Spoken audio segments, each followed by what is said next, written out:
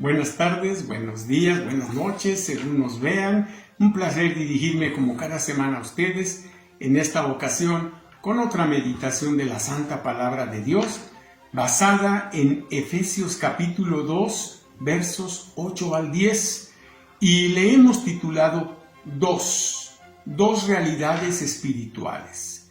La Biblia, aunque no es un libro de historia, presenta la realidad de la creación universal, la de la caída del ser humano en el pecado, también la realidad de la formación del pueblo judío, o sea, el pueblo de Dios, así como de la redención o la salvación humana mediante Cristo. Y justamente a este asunto queremos referirnos hablando de dos realidades espirituales. ¿Cuáles son? Pues veámoslas. La primera realidad es la de la salvación humana. La salvación humana, qué importante. Y la salvación humana es voluntad de Dios. Esto es una realidad, pues Pablo escribe, porque esto es bueno y agradable delante de Dios nuestro Salvador, el cual quiere que todos los hombres sean salvos y vengan al conocimiento de la verdad. Pero fíjense, el cual quiere, o sea Dios, que todos los hombres sean salvos. Dios quiere la salvación de todos los seres humanos. ¿Por qué? Pues porque necesitan salvación por haber nacido en pecado. Y hay dos cosas hablando de esta salvación humana. En primer lugar, la salvación humana requiere de dos grandes expresiones. El versículo 8 de nuestra lectura en Efesios dice, porque por gracia sois salvos por medio de la fe. Aquí hay dos expresiones muy interesantes. La primera por parte del amor de Dios. Dice, porque por gracia. Aquí esa palabra gracia se traduce como amor, el amor de Dios. Entonces, la salvación humana requiere de dos grandes expresiones. La primera por parte del amor de Dios y la segunda por parte de la fe del hombre. Pues dice, por gracia sois salvos por medio de la fe. El hombre tiene que tener fe en Cristo. Por eso Juan 3:16 dice, porque de tal manera amó Dios al mundo que ha dado a su Hijo unigénito, para que todo aquel que en él cree no se pierda, mas tenga vida eterna. Esta salvación, así como requiere de dos grandes expresiones, también requiere de dos grandes verdades. Por eso el versículo 8 de Efesios dice, y esto no de vosotros, pues es don de Dios. Qué bonito, dos grandes verdades. ¿Cuáles son estas? Bueno, la primera, el hombre no puede salvarse a sí mismo. El hombre no puede salvarse a sí mismo. Pablo escribió la razón, por cuanto todos pecaron y están destituidos de la gloria de Dios. Esto está en Romanos 3:23. Todos hemos pecado. Todos hemos nacido con el pecado heredado. Dice Pablo, todos hemos pecado a la manera de Adán. O sea, Adán y Eva introdujeron el pecado en la raza humana y toda la descendencia a partir de ellos ya nacemos y hemos nacido con pecado. Entonces, el hombre no puede salvarse a sí mismo. ¿Cuál es la otra verdad? Pues que Dios ofrece al hombre la salvación. Dios la ofrece como un regalo. Por eso habíamos leído que de tal manera amó Dios al mundo que ha dado. Dios nos ha dado en Cristo el regalo para la salvación. Por eso Pablo escribe, gracias a Dios por su don, o sea, por su regalo inefable. La palabra inefable quiere decir que es un regalo que no hay palabras para describir lo que Cristo hizo en la cruz, el regalo que Dios nos ha dado en Cristo para salvación. Pero la segunda realidad espiritual que veremos es la de las buenas obras. Las buenas obras en nuestro país, como en la gran mayoría del mundo, la secta religiosa más extendida del cristianismo es el catolicismo. Y esta secta enseña que las buenas obras son esenciales para la salvación, que el que hace buenas obras se salva.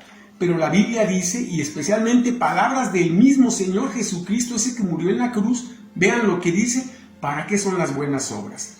Así alumbre vuestra luz delante de los hombres, para que vean vuestras buenas obras, fíjense, para que vean vuestras buenas obras y glorifiquen a vuestro Padre que está en los cielos. No dice para que vean vuestras buenas obras y sean salvos por ellas, no.